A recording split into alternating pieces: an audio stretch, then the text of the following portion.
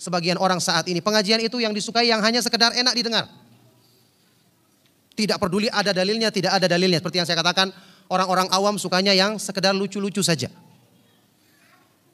Pengajiannya bagus, oh bagus sekali, lucu, berarti ukurannya lucu. Kalau tidak lucu tidak bagus pengajiannya. Ada lagi sebagian orang yang memilih-milih kajian yang hanya menyenangkan saja. Kalau ada kritikan, wah sudah berpaling dia. Bagaimana Islam akan masuk, dia sendiri menutup dirinya tidak mau menerima Islam. Coba hadis Rasulullah SAW yang sering kita dengarkan. Riwayat Imam Muslim tentang kondisi fitnah di akhir zaman. Rasulullah SAW bersabda, "Badiru bil a'mali fitanan kaqita'il lailil mudlimah." Hendaknya kalian bersegera dalam melakukan kebaikan. Mubadarah, ini berlomba, bersegera mendahului sebelum datangnya fitnah, bukan cuma satu, fitan. Banyak, berbagai macam bentuknya, silih berganti datangnya. Sudah seperti itu, bertubi-tubi datangnya. Bentuknya seperti bagian malam, gelap gulita. Sudah malam, gelap lagi. Masya Allah, bagaimana akan terlihat? Satu saja belum selesai, datang lagi yang berikutnya. Yang ketika menghadapi fitnah itu, seseorang ada yang masih beriman di pagi hari, sore harinya dia telah menjadi kufur. Bukan lagi menjadi ahlul bid'ah atau orang yang menyimpang, menjadi kafir ketika datangnya fitnah. Ada orang yang di sore harinya beriman, besok paginya menjadi kafir. Lo lihat, ini mungkin orang yang terjerumus dalamnya tidak sadar. Nah, kenapa kebanyakan dari kita tidak menyadari hal ini? Ini kondisi fitnah di akhir zaman. Makanya orang itu semakin dia mengetahui kemuliaan Islam, kemuliaan sunnah, wallahi dia semakin berhati-hati dalam urusan agamanya. Dia semakin waspada dari upaya-upaya syaitan untuk merusak agamanya. Karena agama kita adalah sesuatu yang paling berharga yang kita miliki. Ra'su malil mu'min dinuhu haitsu ma zala ma'ahu. Ini ucapannya Imam Al-Hasan Al-Basri. Harta utama, modal utama, harta yang paling berharga seorang mukmin adalah agamanya, imannya. Kemanapun dia pergi, apapun yang dilakukan, agamanya yang dipertimbangkannya. Karena urusan dunia atau harta kita korbankan, dunia pun akan habis, tidak akan mungkin menetap. Yang akan kita bawa sampai mati adalah agama kita. Makanya Rasulullah SAW mengajarkan kepada kita, ketika beliau menyebutkan dalam doa tentang pentingnya menjaga agama. Wala taj'alid dunya akbar wala taj'al musibatana fi dinina wala taj'alid dunya akbar hammina. Ya Allah, janganlah engkau jadikan musibah, bencana yang menimpa kami dalam urusan agama. Biar dunia habis, karena memang dunia akan habis. Dan janganlah engkau jadikan dunia sebagai puncak dari keinginan kami. Menjaga agama supaya tidak kena musibah, ini penting. Inilah artinya istiqomah. Istiqomah itu bagaimana kita selalu bisa bersabar menempuh jalan sunnah.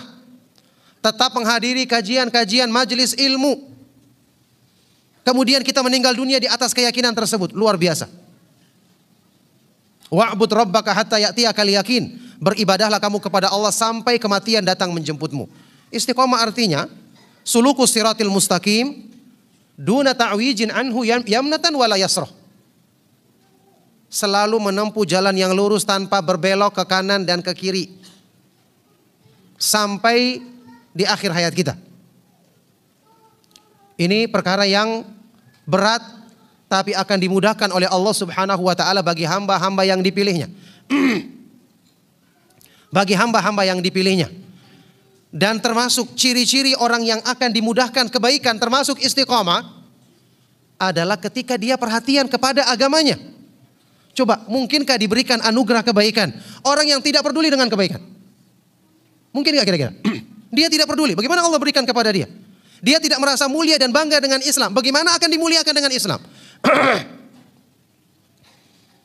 Ada kaidah yang disebutkan oleh para ulama, ya. Sesuatu itu diberikan kepada kita kalau kita benar dalam mengimaninya. Contohnya, perkara-perkara gaib di hari akhir. Ada adab neraka, nikmat surga, adab kubur, nikmat di dalam kubur. Ada syafaatnya Rasulullah SAW. Ada mendatangi telaganya Nabi SAW. Banyak peristiwa-peristiwa dahsyat pada hari kiamat. Ada sebagian orang yang menisbatkan diri kepada Islam mengingkarinya. Coba kita bayangkan, orang yang mengingkari bagaimana akan mendapatkan kenikmatan? Tidak mungkin kan? Ada orang yang mengatakan misalnya, naudzubillahi min dzalik. Azab kubur itu tidak ada, nikmat kubur itu tidak ada. Orang seperti ini bagaimana dia akan selamat dari azab kubur? Dia sendiri mengingkarinya di dunia. Kalau dia mengingkari, dia tidak akan mungkin minta perlindungan kepada Allah darinya, iya kan? Terus bagaimana dia akan dapatkan? Seperti misalnya syafaatnya Rasulullah SAW. Dia mengingkarinya. Orang yang mengimaninya saja salah cara dalam mengusahakannya, tidak dapat. Apalagi orang yang menolaknya sama sekali. Nah, ini kalau berlaku dalam urusan-urusan akhirat, dalam urusan dunia juga berlaku seperti itu. Yang saya katakan kaidah tadi, ini dibawakan oleh Imam Ibnu Katsir. Sewaktu beliau menjelaskan tentang hadis-hadis mutawatir keberadaan al-haud, telaganya Rasulullah SAW, membantah orang-orang yang mengingkarinya. Kemudian dia membawakan ucapan salah seorang ulama salaf yang mengatakan, man kadzaba bi karamatin lam yanalha. Barang siapa yang mendustakan atau mengingkari satu kemuliaan, maka dia tidak akan pernah mendapatkan kemuliaan tersebut. Coba, ini dalam urusan agama, kalau orang tidak merasa mulia dengan agamanya, dia tidak akan dimuliakan dengan Islam. Jadi pertama kita harus tahu dulu agama ini yang paling penting, penentu kebaikan segala urusan kita.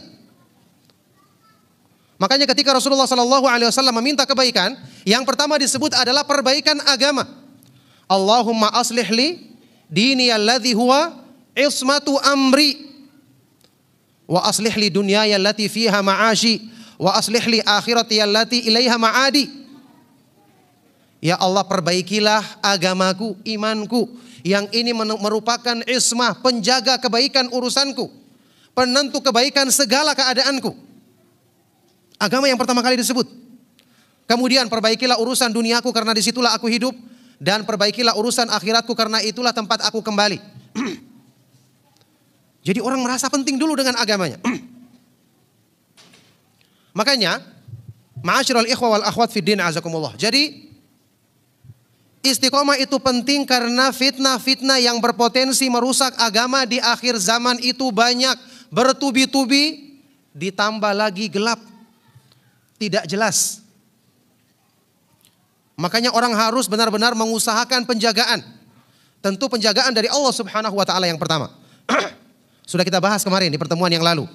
Kita mengusahakan penjagaan dari Allah adalah dengan kita menjaga agamanya, yang artinya mengikuti syariatnya, supaya kita mendapatkan sebab-sebab penjagaan dari Allah. Ihfazillaha yahfazka, ihfazillaha tajidhu tujahak.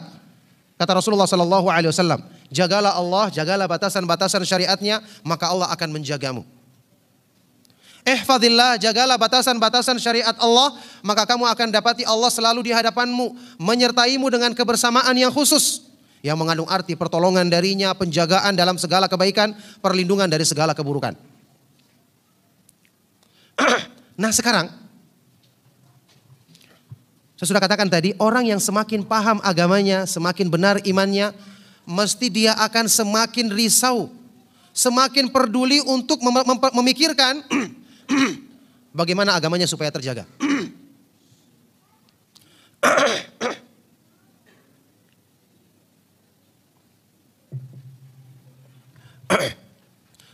Ada sebuah nukilan dari Imam siapa? Sufyan Ats-Tsauri, dari kalangan tabi'ut tabi'in, ketika dia menasehati murid-muridnya. Imam Sufyan Ats-Tsauri kalangan tabi'ut tabi'in, yakni masih di zaman generasi yang diutamakan dalam Islam. Dia pernah membuat nasihat tertulis kepada murid-muridnya untuk mereka perhatian. Dan ternyata di dalam nasihat ini menyadarkan kita bahwa dulunya para sahabat, orang-orang yang sempurna imannya, perhatian mereka dalam menjaga agamanya sangat besar dan sangat serius mereka pikirkan. Sufyan Ats-Tsauri rahimahullah ta'ala ya, menyampaikan nasihat tertulis ini kepada murid-muridnya dengan ucapan setelah alhamdulillah dan memuji Allah Subhanahu wa taala, bersalawat kepada Nabi SAW, beliau mengatakan, amma ba'du fa innakum fi zamanin kana ashabu Rasulillah sallallahu alaihi wasallam yata'awwadzuna billahi an yudrikuhu.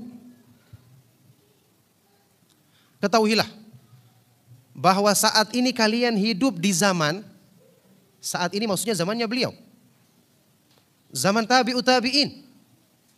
Masih ada orang yang sekelas Imam Sufyan Ats-Tsauri, orang yang sekelas Abdullah ibnul Mubarak, sekelas Imam Malik bin Anas, dan para ulama besar lainnya. Apa kata beliau?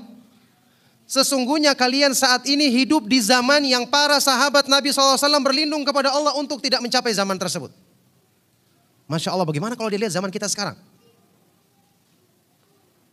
Orang yang sekuat imannya seperti sahabat, tidak berani mempertaruhkan imannya hidup di zaman tabi'ut tabi'in.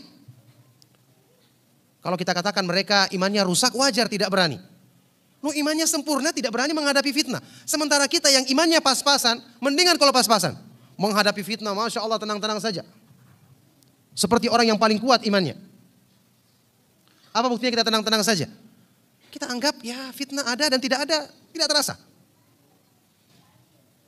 Tidak menghadiri pengajian, tidak berzikir kepada Allah Subhanahu wa taala, kita rasa biasa-biasa saja. Ada yang kurang dalam ibadah kita, dalam kedekatan kita kepada Allah, kita juga tidak merasa. Ada yang sakit dalam hati kita.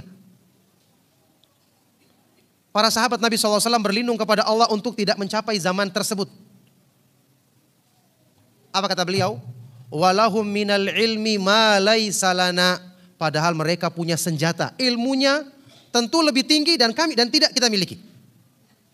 Bekalnya untuk menghadapi fitnah cukup kuat. Jadi dasar penguat iman sudah ada, senjatanya juga ada, tapi mereka takut.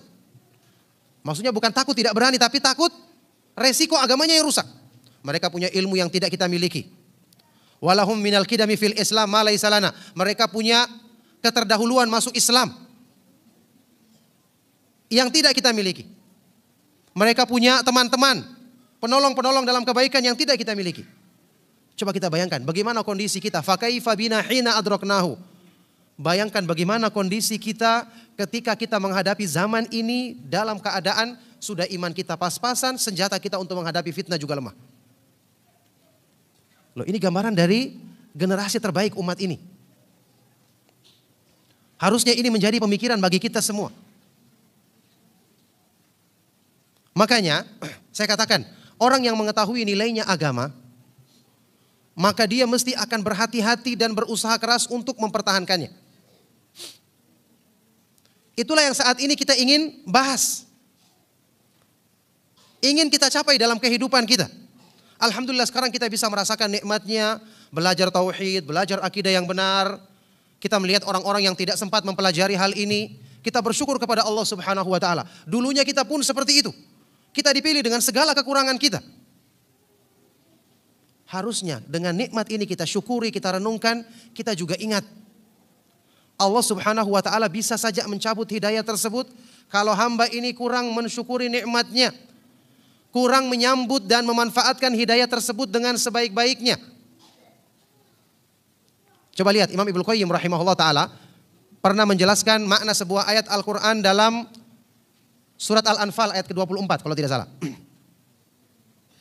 Allah Subhanahu wa ta'ala berfirman, Ya ayyuhalladzina amanu stajibu lillahi walir rasuli idza da'akum lima yuhyikum.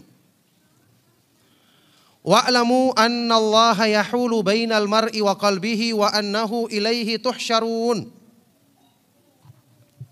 Wahai orang-orang yang beriman, penuhilah seruan Allah dan seruan Rasul-Nya yang mengajakmu untuk memberikan kebaikan hidup bagimu. Ini indahnya tawaran dari Allah bagi manusia untuk menyambut hidayahnya, menyambut hidayah yang diturunkan kepada Rasul-Nya sallallahu alaihi wasallam. Karena hidayah itu menjadikan hidup manusia lebih berarti, lebih bernilai, lebih indah dan bahagia. Setelah itu Allah menyebutkan ancaman. Wa'lamu, ketahuilah Allah Subhanahu wa taala dialah yang membatasi manusia dari hatinya. Ibnu Qayyim rahimahullah taala mengatakan ini ancaman. Yaitu Allah Subhanahu wa taala dialah yang maha kuasa untuk memasukkan hidayah ke dalam hati kita. Karena memang dia yang menguasai hati kita, membolak-balikan hati kita. Dia juga yang bisa menghalangi hidayah untuk masuk ke dalam hati kita. Artinya Dia maha kuasa untuk mencabut hidayah tersebut dari hati seorang hamba ketika Allah mendapati hamba ini kurang mensyukuri nikmatnya atau tidak menghargai tingginya nilai hidayah yang Allah anugerahkan kepadanya. Ini keadaan yang sangat mengkhawatirkan jika terjadi pada diri seorang hamba. Makanya saat ini sungguh demi Allah ya, senjata yang kita butuhkan untuk mempersiapkan diri menghadapi semua fitnah. Sudah kita bahas semalam adalah banyak berdoa. Berdoa pun jarang kita lakukan. Atau kalau kita lakukan bukan dengan persiapan yang baik. Ilmu. Bagaimana kondisi thalabul ilmi kita? Ilmu itu kita pelajari dengan sungguh-sungguh saja, kita baru dapatkan setengahnya. Kata sebagian dari para ulama ahlu sunnah, al-ilmu in a'taitahu kullaka lam yu'tika illa nisfahu. Ilmu itu kalau kamu berikan semua yang ada pada dirimu, maka dia tidak akan memberikan kepadamu kecuali setengahnya. Orang yang menuntut ilmu sepenuhnya, dia akan dapatkan setengah dari ilmu. Berarti kalau orang yang menuntut ilmu setengah-setengah, apa dapatnya? Hah? Dapat apa? Setengah dibagi setengah, ya betul. Setengah dibagi setengah. Sekarang saat ini masih mending kalau ada orang yang menuntut ilmu setengah-setengah. Sekarang ya, pertimbangan yang ada di akhir zaman yang saya katakan tadi penuh dengan fitnah, itu juga menjadi sebab ilmu yang bermanfaat di akhir zaman itu sedikit.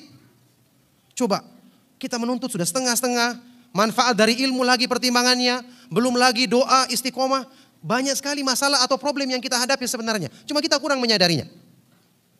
Imam Az-Zahabi dalam salah satu biografi seorang ulama, saat ini saya lupa siapa namanya, di dalam kitab Syiar A'lamin Nubala, waktu menjelaskan tentang kitab-kitab yang berisi ilmu yang bermanfaat.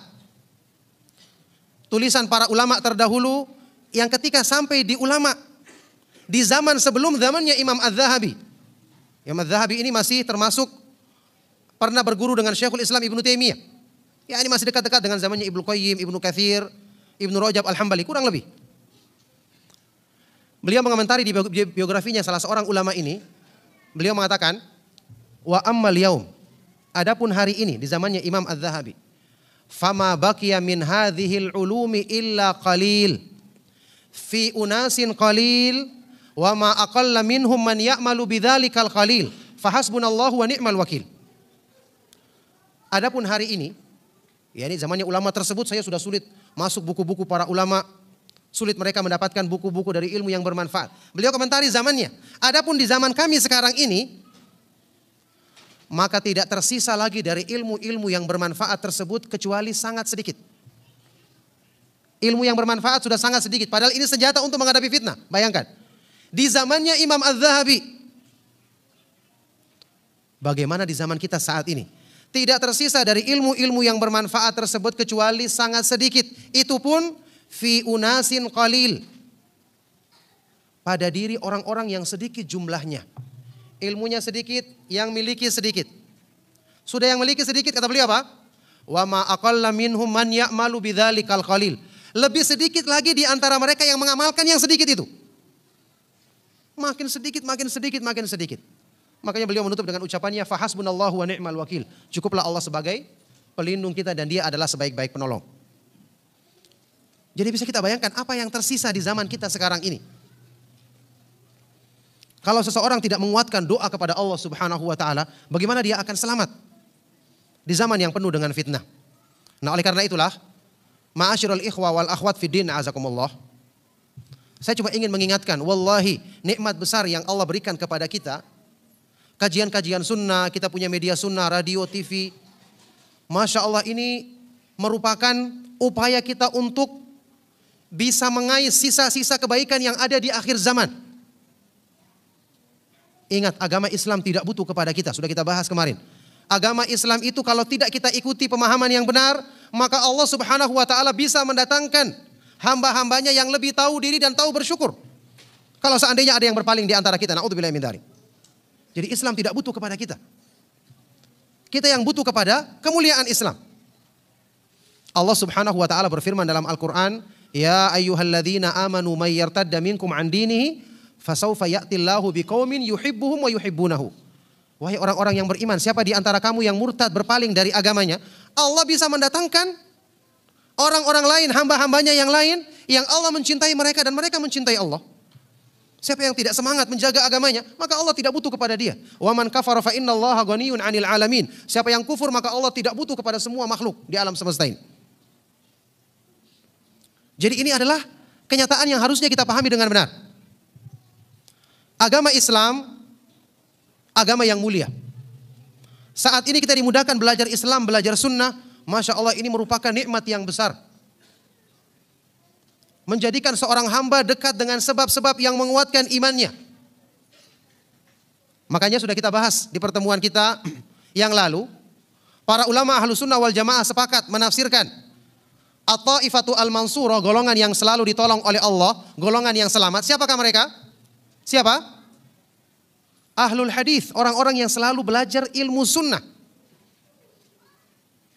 Orang-orang yang selalu belajar hadis Rasulullah sallallahu alaihi wasallam, semangat untuk mengkajinya. Karena ilmu sunnah ini merupakan sebab yang menjadikan seorang hamba akan selalu terbimbing menempuh jalan yang lurus. Sudah kita bahas tadi, Islam itu menunjukkan kita jalan. Di dalam Islam kita butuh petunjuk untuk selalu menetapi jalan tersebut. Petunjuk ini adalah sunnah. Makanya ilmu agama itu disebut dengan dalil. Dalil artinya rambu petunjuk. Orang yang selalu berpegang dengan rambu-rambu petunjuk, insya Allah dia akan selamat dari kesesatan. Kata Syekhul Islam Ibnu Taimiyah rahimahullah ta'ala, man faraqad dalil dhallas sabil. Barang siapa yang menyelisihi dalil, maka dia akan tersesat jalannya. Dia akan tersesat jalannya. Subhanallah, para sahabat radhiyallahu taala anhum ajma'in disebutkan dalam sebuah athar yang sahih menyebutkan perbandingan ketika Rasulullah sallallahu alaihi wasallam masih ada di kalangan mereka dan ketika Rasulullah sallallahu alaihi wasallam telah wafat. Iltihaq bir rafiqil a'la. Ketika Rasulullah sallallahu alaihi wasallam telah wafat. Ini supaya kita mengetahui bagaimana nilai keberadaan sunnah Rasulullah SAW di kalangan kita. Sahabat yang mulia Anas bin Malik atau Abdullah bin Mas'ud radhiyallahu taala anhuma mengatakan, "Lamma qadima Rasulullah sallallahu alaihi wasallam al-Madinata adha'a minha kullu syai'." Ketika Rasulullah sallallahu alaihi wasallam datang ke Madinah, kami rasakan semua yang ada di Madinah bercahaya. Semua yang ada di Madinah bercahaya. Walamma tuwfiya adlama minha kullu syai'. Tapi ketika Rasulullah SAW meninggal dunia, kami rasakan yang ada di Madinah benar-benar menjadi gelap. Benar-benar menjadi gelap. Kenapa? Waktu Rasulullah SAW ada, otomatis bimbingan beliau tersebar. Petunjuk yang beliau bawa dari Allah Subhanahu wa taala selalu menerangi hidup para sahabat. Ketika beliau meninggal dunia, otomatis ini berkurang. Sampai selanjutnya kata sahabat ini, "Fama nafadnal aidi min turabi qabri Rasulillah sallallahu alaihi wasallam hatta angkarna qulubana." Belum lagi kami selesai menyeka, membersihkan tangan kami setelah menguburkan Rasulullah sallallahu alaihi wasallam, maka kami sudah mendapatkan sesuatu yang asing ada di hati kami. Ini siapa yang berbicara? Para sahabat. Baru sebentar kehilangan Rasulullah Shallallahu Alaihi Wasallam. Nah, bagaimana kondisi kita yang jauh dari sunnah, jauh dari zaman kenabian yang otomatis keburukan semakin besar. Ingat kaidahnya, zaman itu semakin dekat dengan kebaikan, kebaikannya sunnah, kebenaran dominan. Semakin jauh, keburukan yang dominan. Innal ahda kullama kana li sunnati aqraba kana sawabu aglaba. Satu masa itu semakin dekat dengan zaman kenabian, maka kebenaran semakin dominan, keburukan semakin kecil. Semakin jauh berarti sebaliknya. Ini keadaan, gambaran kondisi kita. Makanya antum ketahui karena keutamaan, ya tentu kita katakan ini kemuliaan petunjuk yang sempurna dari para sahabat yang benar-benar mereka bertemu dengan Rasulullah Sallallahu Alaihi Wasallam. Makanya dalam Islam, ma'asyiral ikhwa wal akhwat fid din, kaum muslimin, para pemerhati radio Hang atau Hang TV, rahimakumullah, ya. salah satu yang diyakini dan disepakati oleh semua ahlu sunnah wal jamaah, semua para imam Islam. Para sahabat radhiyallahu ta'ala anhum ajma'in adalah generasi terbaik. Mereka adalah orang-orang yang paling sempurna imannya, paling jauh dari kekufuran. Kenapa? Karena pendidik mereka yang hidup di kalangan mereka adalah Rasulullah sallallahu alaihi wasallam. Siapa yang mencela para sahabat berarti mencela Rasulullah sallallahu alaihi wasallam. Karena kalau ada orang yang mengatakan murid-muridnya buruk berarti pendidiknya buruk. Wallahi ini celaan kepada Rasulullah sallallahu alaihi wasallam. Makanya Allah Subhanahu wa taala berfirman dalam Al-Qur'an tentang kondisinya para sahabat yang sangat jauh dari kekufuran. Wa kaifa takfuruna wa antum tutla alaikum ayatullahi wa fikum rasuluh. Bagaimana mungkin kalian menjadi kufur? Kalian sangat jauh dari kekufuran. Ini para sahabat. Kekufuran jauh dari mereka. Karena di hadapan kalian dibacakan ayat-ayat Al-Quran dan di kalangan kalian ada Rasulullah sallallahu alaihi wasallam. Antum tahu sebagian dari ulama besar tabi'in ada golongan yang disebut dengan al-mukhadramun. Ini istilah tabi'in senior dinamakan al-mukhadramun. Mukhadramun ini tabi'in yang umurnya senior, ya, umurnya panjang. Mereka pernah menjumpai zamannya Rasulullah SAW. Bahkan ada yang pernah menjumpai zaman jahiliyah. Tapi qadarullah tidak sempat bertemu dengan Nabi SAW. Ada yang mengenal baru masuk Islam, sudah di akhir-akhir masa hidupnya Rasulullah SAW. Sebagian di antara mereka ada yang bergegas langsung datang ke Madinah. Sampai ada sebagian dari ulama tabi'in yang disebutkan dalam biografinya, hampir saja dia menjadi sahabat. Jadi saking tingginya kedudukan sahabat, tabi'in ini dipuji, hampir dia menjadi sahabat. Kenapa? Ketika dia masuk Islam, dia dengar ada Rasulullah SAW, bergegas dia datang ke Madinah. Karena waktu itu tidak ada pesawat, ya. Akhirnya dengan kendaraan seadanya. Begitu mau sampai di Madinah, datang berita Rasulullah SAW telah meninggal dunia. Contohnya seperti siapa? Seperti Imam Qais ibnu Abi Hazim dari Kufah, dari Irak dia kasihan. Datang ke Madinah, sudah sampai hampir Madinah, datang rombongan yang menyampaikan Rasulullah SAW baru saja meninggal dunia. Sehingga dalam biografinya disebutkan, kada ayyakuna sahabiyan. Beliau ini hampir saja menjadi seorang sahabat. Sama juga dalam biografinya Imam tabi'in yang lainnya, Abu Muslim Al-Khawlani, yang namanya Abdullah ibnu Thawb rahimahullah ta'ala. Dia juga sudah berusaha datang, dia masih agak jauh dibandingkan Qais tadi, lebih dekat ya. Ini masih agak jauh, ternyata Rasulullah SAW telah meninggal dunia. Jadi keberadaan ilmu sunnah, keberadaan sunnah di kalangan para sahabat, itu menguatkan iman mereka. Nah saat ini kita, sepeninggal Rasulullah SAW, kita melakukan apa yang dilakukan oleh para ulama. Dekatkan diri dengan ilmu sunnah. Orang yang belajar ilmu sunnah berarti dia dekat dengan kehidupannya Rasulullah SAW. Dekat dengan nafas-nafas beliau. Ini seperti ungkapannya salah seorang penyair ketika memuji orang-orang yang semangat dalam menuntut ilmu sunnah.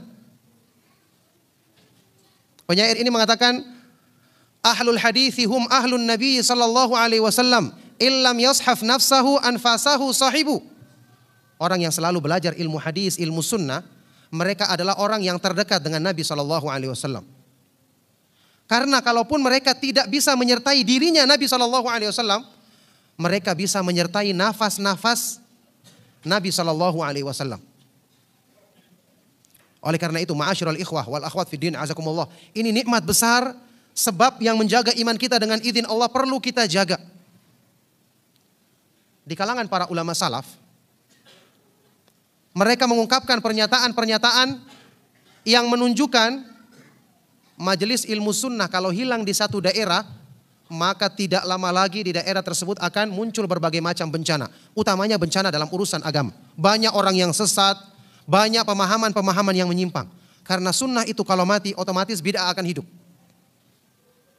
Kedua-duanya tidak akan bisa hidup bergandengan. Seperti yang dinyatakan oleh Imam Az-Zahabi ketika menyebutkan di dalam kitab Tadhkiratul Huffaz, biografinya salah seorang ulama yang kurang lebih dia dekat-dekat dengan masanya Imam Ahmad, yaitu Imam Ishaq Ibnul Furat, atau setelah Imam Ahmad, yang di zamannya Imam Bukhari, kurang lebih di zaman-zaman tersebut. Ketika beliau meninggal dunia, ternyata di tahun yang sama meninggal dunia pula 2 atau 3 orang ulama ahlul hadis besar lainnya. Imam Az-Zahabi kemudian mengomentari, seperti biasa selalu beliau membawakan faedah-faedah yang berhubungan dengan kisah-kisah para ulama tersebut. Beliau berkata, "Qultu wa mithlu haula'i idza khalat madinatun anhum faqad bana ala ahlihan naqs." Orang-orang yang kedudukannya seperti mereka ini, menyebarkan ilmu sunnah, rajin menyampaikan hadis-hadis yang sahih dari Rasulullah sallallahu alaihi wasallam, menyebarkan petunjuk Allah. Orang-orang yang seperti mereka ini, ketika satu saat satu negeri kehilangan mereka, maka sungguh penduduk negeri itu sebentar lagi akan ditimpa bencana. Akan ditimpa musibah. Bukan karena kehilangan merekanya, zat merekanya, tapi dengan perginya atau meninggalnya mereka, ilmu sunnah tidak lagi tersebar dengan luas seperti sebelumnya. Coba antum renungkan berharganya nilai majelis-majelis ilmu yang saat ini dimudahkan di majelis-majelis kita, alhamdulillah. Pemerintah kita juga tidak melarang kita. Makanya kita doakan dengan segala kekurangan yang ada pada diri mereka. Kita doakan pemerintah kita, semoga Allah Subhanahu wa taala senantiasa memperbaiki keadaan mereka. Tentu lebih baik lagi. Karena ini sebab yang menjadikan kita lebih dekat dengan keteguhan iman. Antum tahu fitnah di akhir zaman ketika datang itu dahsyat. Salah satu di antara sebab utama yang menjadikan kita bisa menghadapinya sebesar apapun dengan taufik, setelah taufik dari Allah, setelah selalu berdoa kepada Allah, adalah kesabaran kita menuntut ilmu sunnah. Belajar hadis-hadis Rasulullah SAW. Apa dalilnya? Antum pernah baca hadis riwayat Imam Muslim.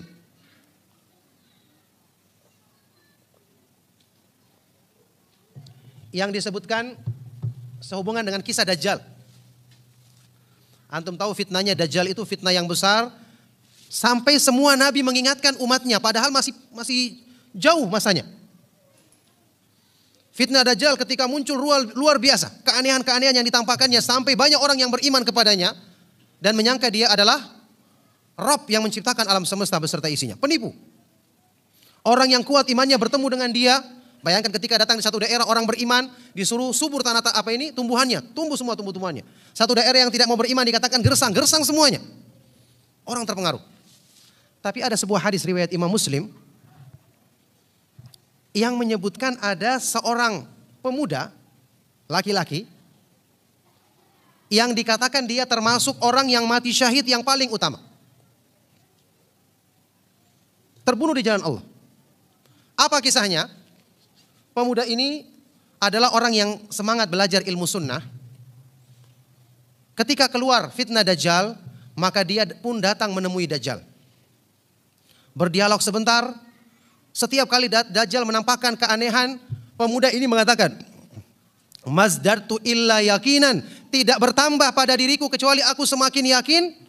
Anta dajjalul kadzabul ladzi akhbarana anka Rasulullah sallallahu alaihi wasallam. Engkau adalah dajjal pendusta yang telah disampaikan oleh Rasulullah sallallahu alaihi wasallam kepada kami. Apa yang menjadi syahid di sini? Apa buktinya bahwa pemuda ini kuat karena semangat belajar ilmu sunnah? Kata para ulama, pemuda ini mengatakan, "Saya yakin kamu adalah dajjal pendusta karena ciri-cirimu seperti yang diberitakan oleh Rasulullah sallallahu alaihi wasallam kepada kami." Kira-kira pemuda ini pernah ketemu Rasulullah SAW tidak? Dia di akhir zaman tidak mungkin ketemu kan? Tapi dia yakin mengatakan Rasulullah SAW memberitakan ciri-ciri tentang kamu kepada kami. Berarti dari mana dia mengetahui ciri-ciri tersebut? Dari belajar ilmu sunnah. Dan dengan dia yakin mengatakan berarti dia tahu mana sunnah yang sahih, mana sunnah yang lemah. Hadis yang sahih, mana hadis yang dhaif. Kata para ulama inilah yang menjadikan sebab imannya teguh. Dan ini bukti ya, merupakan bukti bahwasanya mempelajari sunnah Rasulullah SAW merupakan sebab yang menguatkan iman seseorang. Ya, oleh karena itulah, ma'asyiral ikhwa wal akhwat fid din azakumullah. Ingat nilai hidayah itu mahal. Akan diberikan oleh Allah Subhanahu wa taala kepada orang-orang yang dipilihnya. Oleh karena itu, majelis-majelis ilmu kita sabar untuk menghadirinya. Apa yang kurang dalam urusan agama kita, utamanya urusan iman kita, ibadah kita kepada Allah, kita perbaiki. Ingat, ya, salah satu di antara faedah, beberapa kali saya jelaskan dalam kajian-kajian kita tentang masalah yang berhubungan dengan hati yang tertutup, kita harus buka agar kemanisan iman masuk. Iman itu indah, iman itu manis. Ini tentu penting hubungannya sama masalah istiqomah.